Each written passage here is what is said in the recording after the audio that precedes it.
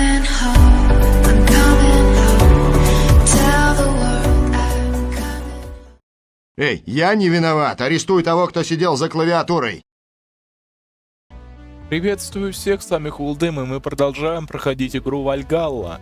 И в этот раз мы уже начинаем с интересных новостей. У нас тотальный ад случился. Белые рыцари, после того, как рассекретили их незаконную деятельность, решили устроить харакири с фейерверками и просто убивали всех подряд. Кто попадется, вот такие вот неприятные события. Вот тебе, блин, и компания Зайбатсу, защитники, блин, человечества.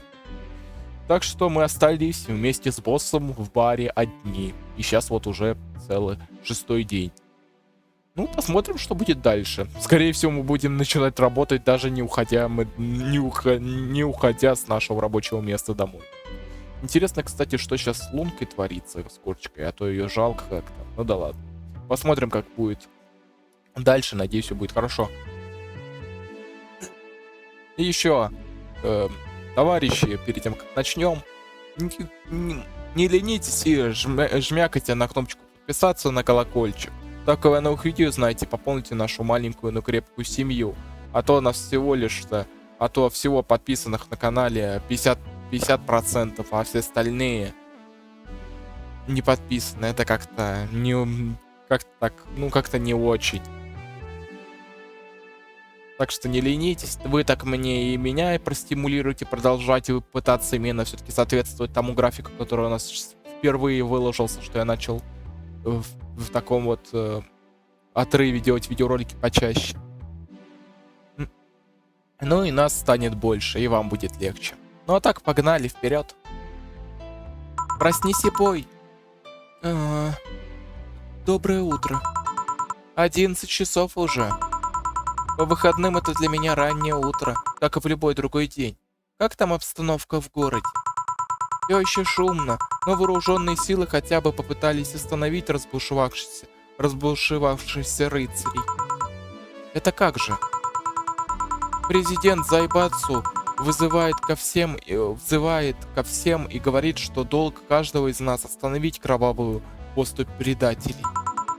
Силовики из соседних городов отреагировали быстро и подавили большинство мятежей.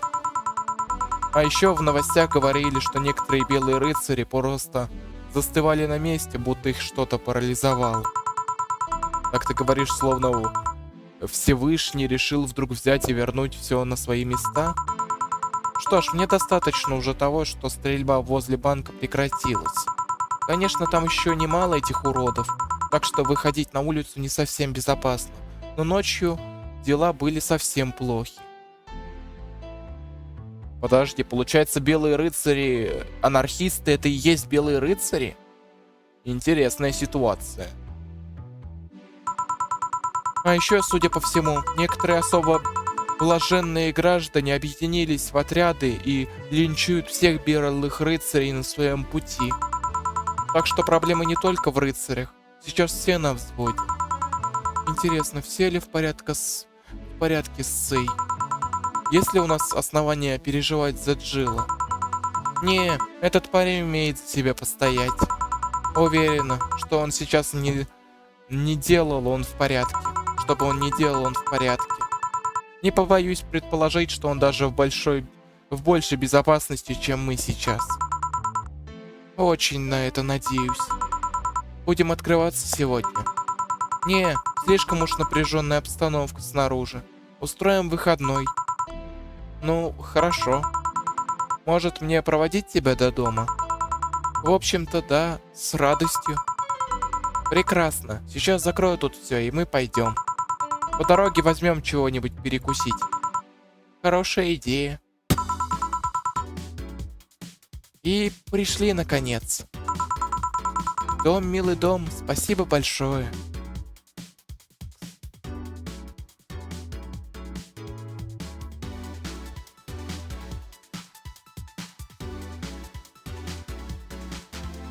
Да, интересная такая ситуация. Интересно, они организовали, так скажем, прогулку. Дом, милый дом, спасибо большое. Слушай, Бош, не хочешь посидеть у меня? Поболтать немного? Ась? Ну да, взять пивка, расслабиться. Хочется же как-то отблагодарить тебя за помощь. Что ж, у меня все равно сейчас никаких дел нет, так что... Да, конечно. Кстати, я уже вроде говорил тебе, что стоит как-нибудь позвать меня в гости, верно? О да, ты говорила. Вот что меня беспокоит, так это то, что пиво всегда ведет к чему-то большему. К большим объемам пива.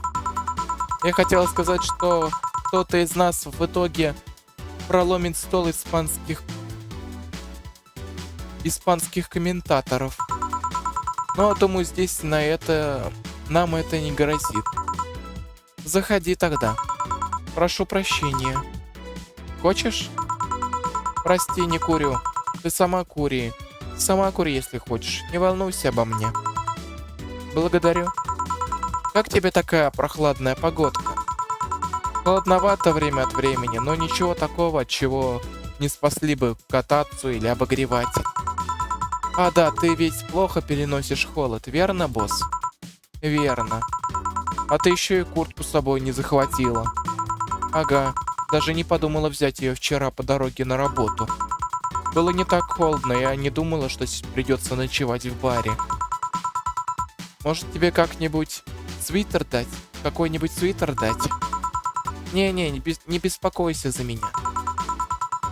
Я настаиваю, у меня тут завалялась толстовка одна, она мне самой велика была. А зачем тогда купила?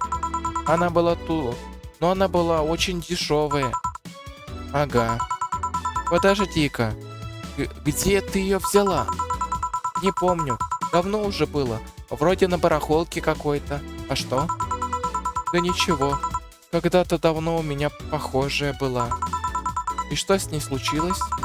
Износилась, в конце концов просто порвалась.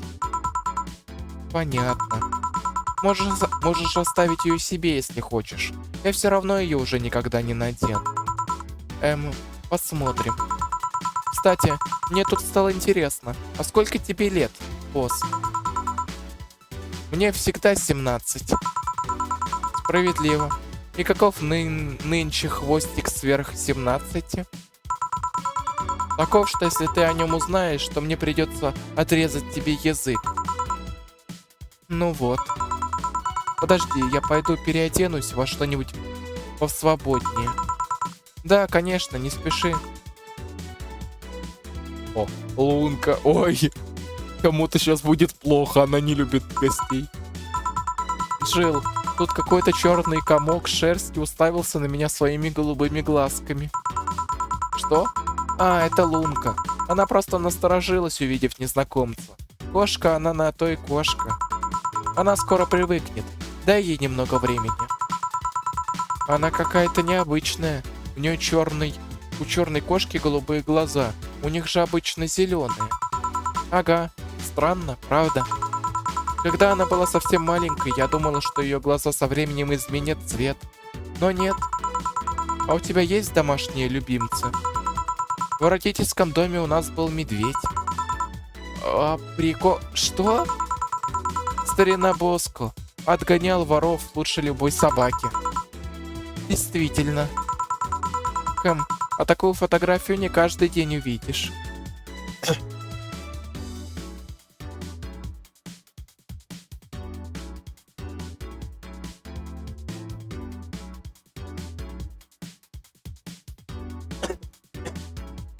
Да, интересные такие посиделочки с боссом. Что? Тебя удивляет, что я не такой дурацкий... Что, тебя удивляет, что я на такой дурацкой фотке? Нет. Нет, скорее то, что это распечатанная на принтере фотка в рамочке. Так, винтажненько. А кто на ней? Это Справа это Ленор, моя бывшая, а слева Габриэла, ее сестра. А это свежая фотка или это уже где-то 3-4... Это уже где-то 3-4 года. А ты вообще ни разу не изменилась. А ты вообще ни разу не изменилась. Мне ж 27, самый расцвет сил. Чего ты ожидала? Не зря же говорят, что стареют только дети. Я подумала, что она новая. Новая, потому что обычно люди не выставляют вот так на показ фотки своих бывших. Еще и в распечатанном виде в рамке к тому же. Выходит, после расставания вы остались в хороших отношениях? Ты даже немного замялась, называя ее бывшей. Мы... Скажем так, мы наговорили друг другу гадости при расставании. И в конце концов я в гневе покинула ее дом, развив по пути пару вещей. В общем-то, формально мы так и не расстались. И мне кажется, я до сих пор испытываю чувства к ней. Я просто ушла и больше не общалась с ней после этого. Серьезно?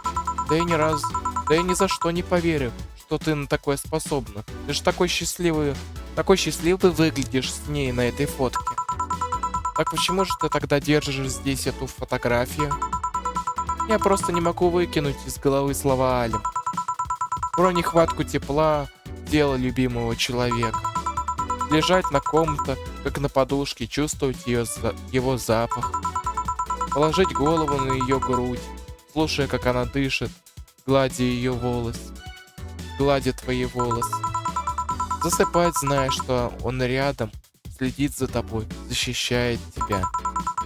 Не знаю, просто сперва эти воспоминания отзывались теплом, теперь же осталось лишь отчаяние. Так, я, пожалуй, лучше уберу ее.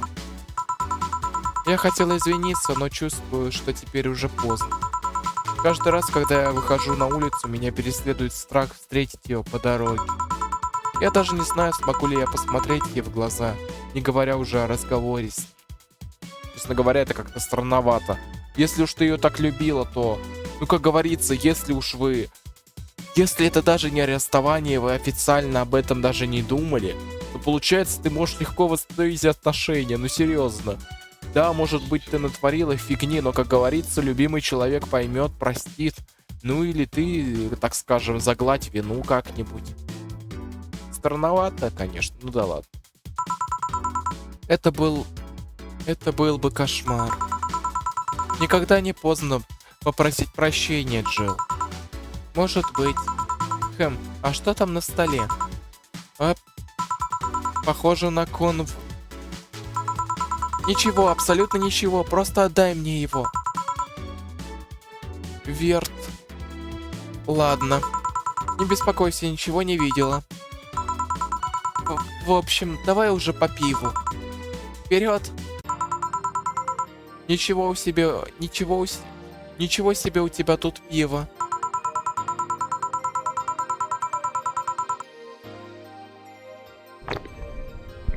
У меня же скидка для сотрудника от БТС.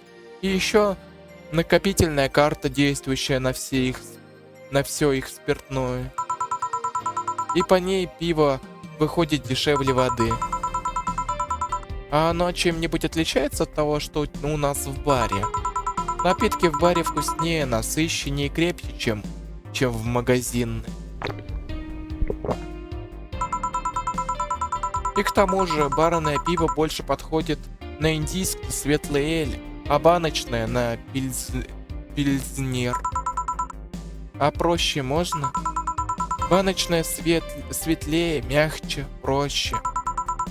Но фиг знает, если привкус ржавой жести добавляет мягкости.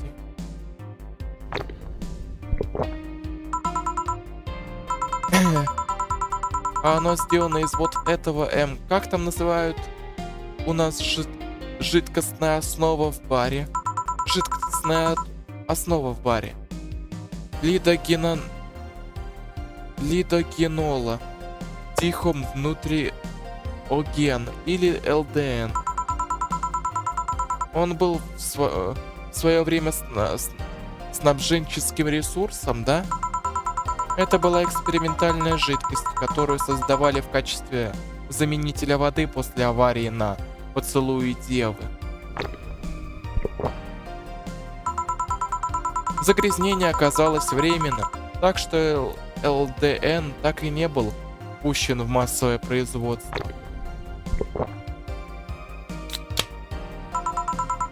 Но БТС все еще закупает его для баров.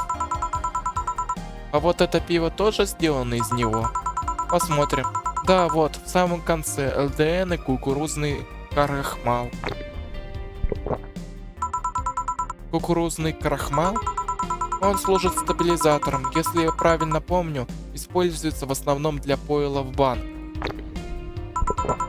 Ясно. И я сейчас кое-что поняла. Что? Ты зануда, Джилл. Что есть, то есть. У меня где-то завалялась та бутылка рома. Не хочешь? А ты будешь? Не очень хочу. Тогда не надо, не хочу, чтобы ты одна пила пиво, а то как-то не по-дружески получается. Не хочу, чтобы ты одна пила пиво, а то как-то не по-дружески получается. То есть ты считаешь меня другом, босс? Почему нет? Не знаю, ты же моя начальница и все такое. Я никогда не была уверена, что мы друзья. Вторая банка пошла. Что ж, развею твои сомнения. Да, я считаю тебя одним из своих лучших друзей. К тому же вы с Джилом такие ответственные ребята, что я все равно для вас начальник чисто на бумаге. Приятно слышать. А вот то, что у тебя до сих пор плакат с моей физиономией висит в комнате, меня просто поражает. И еще больше поражает то, что он вот так у всех на виду висит. Ты ведь понимаешь, что я его тебе скорее в шутку подарила? Он тебя так смущает? Если он не смущает тебя, почему он должен смущать меня? Это же мое собственное лицо. Но все же мне любопытно, почему ты его так повесил? Просто запомнила пустоту на стене. Просто заполнила пустоту на стене. К тому же мне это тоже в чем-то показалось забавным. Это как, если бы кто-то подарил тебе, не знаю, золотой член, например. Он бы стоял у тебя на столе только как повод начать ответственную светскую беседу. Мне кажется, это уже какие-то не очень хорошие вещи. Правда, ко мне все равно никто не приходит, так что толку с него было бы немного. Как же так? И что, никаких пылающих страстью ночей? Страстных ночей уже год как не было, полагаю. И я не хочу объяснять, почему. Кто-то серьезно обидел тебя? Кто-то серьезно обидел тебя? Если так, я могу пойти указать им на их неправоту. Не, ничего такого. Там было совсем другое. Неловкая херня. Херня, из-за которой реально не до секса. Но я рада чувствовать поддержку с твоей стороны. Спасибо. Для этого и нужны друзья. Подожди, ты только что сравнила мой плакат с фаллической статуэткой? Это типа ты меня так елдой назвала? Для этого и нужны друзья. Слушай, Джилл, а где ты взяла этот черный комок шерсти? Она бородяжка, как в общем-то и большинство домашних черных котов. Я нашла ее в переулке рядом с домом, почти сразу после того, как переехал. А, понятно. Классная была картина, кстати. Стая собак загнала ее в угол, но близко они не подходили. Но отступать она явно не собиралась и шипела, выгнув спину и ощетинившись. Рядом стояла ведерко из-под куриных крылышек, с накипевшей от дождя водой. И я облила из нее тех собак. Они убежали, а я пошла дальше, подумав, что мама котенка должно быть неподалеку. Потом заметила, что люди оборачиваются в мою сторону. Оказалось, маленькая засранка пошла за мной. И ты принесла ее домой? Поначалу я хотела найти ей новый дом, но когда такая милаха встречает тебя с работы, сердце уже не может ее отпустить.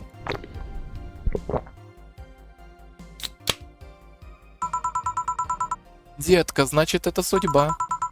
Но раньше она была куда милее, не изображала растекающуюся по столу массу. Эй, ты сама-то тоже не свежая курточка, знаешь ли. Ох, черт, я все же сделала это перед кем-то другим. Ох. Проехали. Никуда не проехали. Ты чего, разговариваешь за свою кошку? Возможно. Интересно, в порядке ли он сейчас? Ты беспокоишься о нем? Ты так говоришь, словно я бездушный робот какой-то. Иногда сложно понять, что у тебя в голове творится. Но я бы так сильно не переживала за него. О нем я точно знаю 3 вещи. Во-первых, он умеет постоять за себя. Во-вторых, ты можешь полностью на него положиться. А в-третьих, он терпеть не может болгарский перец. Серьезно? Он отказывается даже от еды, с которой этот перец просто рядом лежал. Мда, какой-то он нытик. Хотя, может, у него аллергия? У него нет аллергии. Ну он и нытик, серьезно. И где ты его откопала? Он сам пришел. Он... Что? Ну, дело было почти сразу после того инцидента с Робертом и зельем левитации. Ну да, зелье левитации. Так, мне кажется, я знаю, что произошло.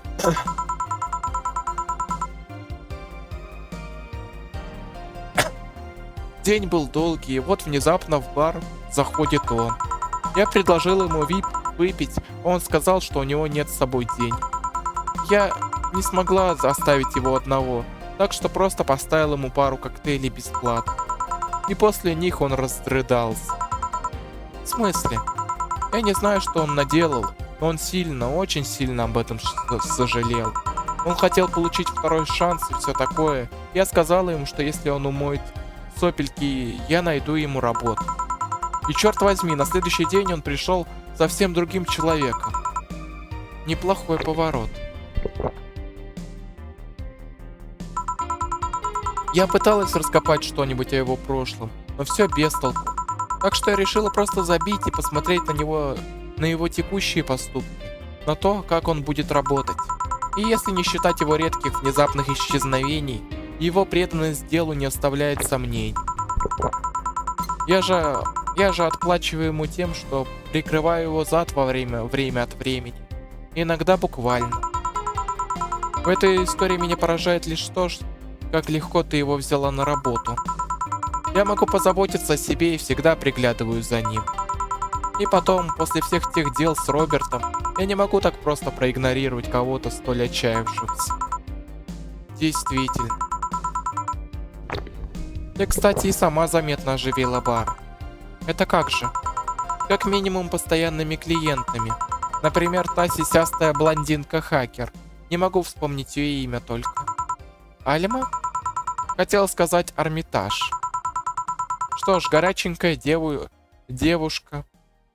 Тьфу. Что ж, горячая девчушка, не побоюсь этих слов. И вообще, в целом, она приятный человек. Но горяченькая, чтоб меня. Ой, кажись, это уже последствия алкоголя. Да, а что? Это странно слышать от тебя вот так в открытую, что кто-то горяченький. Что? Ты ведь и сама видела ее тело. Не буду спорить. То есть я бы соврала, если бы сказала, что у меня не было мысли завести ее в комнату и... Джилл, ты точно не перебрала? Ну да, то есть нет. То есть... В общем, такие мысли я держу при себе. Не думаю, что смогу завязать с ней отношения. У нее несколько странные предпочтения. К тому же заинтересована она исключительно в парнях. И тем не менее, она весьма привлекательная личность. Нам ужасно повезло, что она стала нашим постоянным гостем. Если так подумать, то каждый постоянный посетитель сокровище. Кстати, еще вот эта рободевчонка. Фу, рободевочка по вызову. А, Дороти. Интересная девчонка. В жизни я видела много секс-работников, но она выглядела такой легкомысленной. И дело не в том, что она просто любит свою работу. Она как-то очень по-детски увлечена ей. Я тоже что-то такое заметил. Но опять же, лилимы могут быть очень странными. Думаешь? Лилимы реально руководствуются какой-то иной логикой. Например, они не боятся смерти, в отличие от нас. Даже если их тело будет уничтожено, их сознание все равно останется в коллективном хранилище. Если им отрубить руку, они могут ее прицепить обратно или заменить. При определенных обстоятельствах они могут вообще не чувствовать боли. Не то чтобы они совсем не могли испытывать человеческие эмоции вроде страха и любви, но они другие. Как другая культура, если угодно.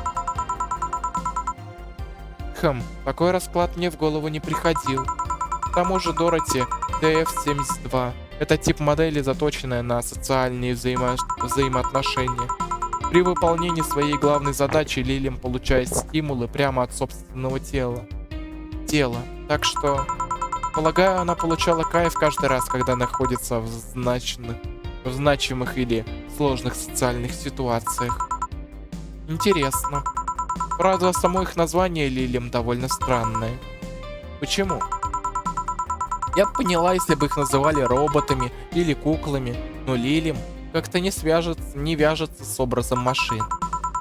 Если что, они считают за оскорбление, когда их так называют. Назвать их роботами все равно, что даунами, а куклами — это как назвать их дешевой подделкой под человека. Спасибо, что пояснила. Тем не менее, не знаешь, почему они так называются? Насколько я знаю, из-за их общего предка, более мощного ИИ под названием Лилит. А в еврейском фольклоре лилиями были дочерьми Лилит.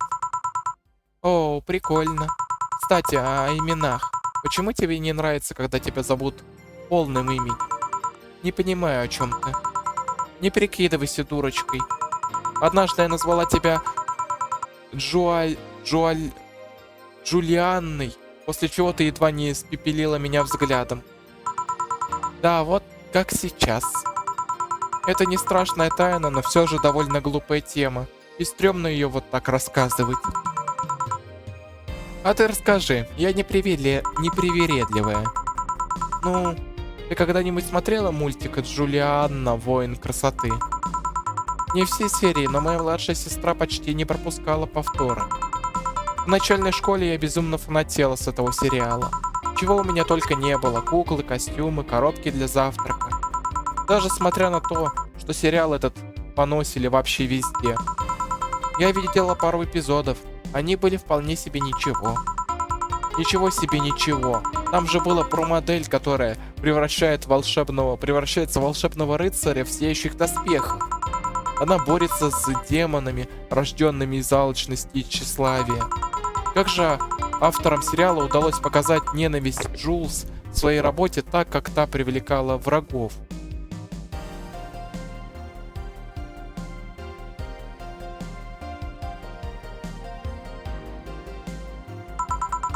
Но все же героиня находила утешение в том, что подавала пример для подражания.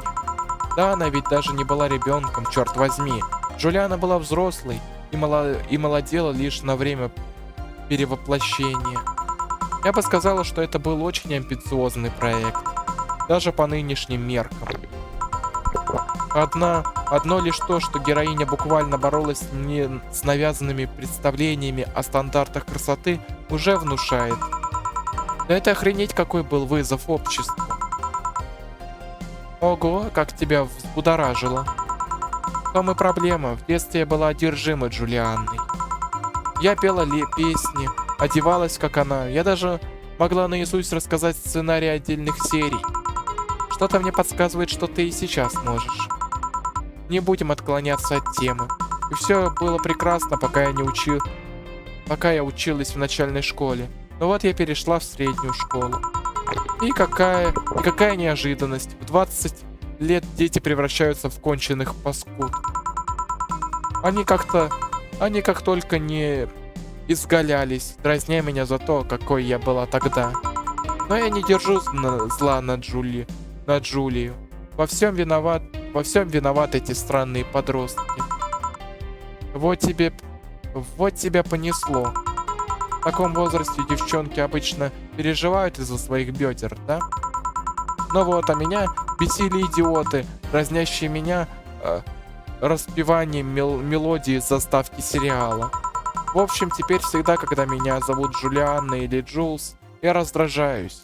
Уж неосознанно, наверное.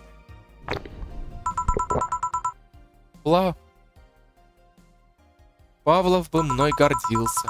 Я никогда не говорю об этом так, как по мне это действительно глупо. Так как по мне это действительно глупо звучит с моей стороны. И все же это до сих пор на тебя влияет, хотя в этом ничего такого. Твое поведение ведь действительно обосновано. Так, ладно, надо остановиться, а то уже почти все банки выдуили. Надеюсь. Кстати, босс, а вот ты какой была в детстве? Когда я еще только начала ходить, я была из тех, кто все время держится за старшими детьми. В подростковом же возрасте я представляла собой словарное определение недалекой ебанашки. Но в 16 я поняла, какой идиоткой была, и пошла становиться той, кто я сейчас. И чем меньше я распространяюсь о том, какой я была в период с 12 до 15 лет, тем лучше. Поняла. Слушай, босс, а какие парни тебе нравятся? 2D. 2D? Да, я не имею ничего против, если он выглядит мило или в 2D. А тебе какие? В старших классах мне нравились весельчаки. В колледже мне нравились успешные. Потом мне стали нравиться просто спокойные. А сейчас? Сейчас я даже и не знаю. Их чувство юмора мне теперь до лампочки. Мой первый парень со школы часто путал понятия поднимать мне настроение и дразнить, когда мне плохо. На их успешность мне тоже стало как-то плевать. В какой-то момент я поняла, что половину времени они совершенно спокойно изменяли мне или со мной. И мне стало все равно, насколько человек стабилен. Я поняла, что это как раз тот тип людей, каким я пыталась не примкнуть. Не быть стабильной? Один мой знакомый был одержим идеей удержания стабильной работы, которую ненавидел. У него начались проблемы со здоровьем. И это еще не все. Последний раз мои приключения кончились тем, что я вышвырнула парня из квартиры. Его жутко оскорбило то, что после всех дел я посмела закурить в постели. Ты ведь в курсе, что кровать загореться может? Ой, вот только ты теперь не начинай. В этом смысле я несколько завидую Альме. Во всяком случае, когда она бросает парня, то не из-за мелочей.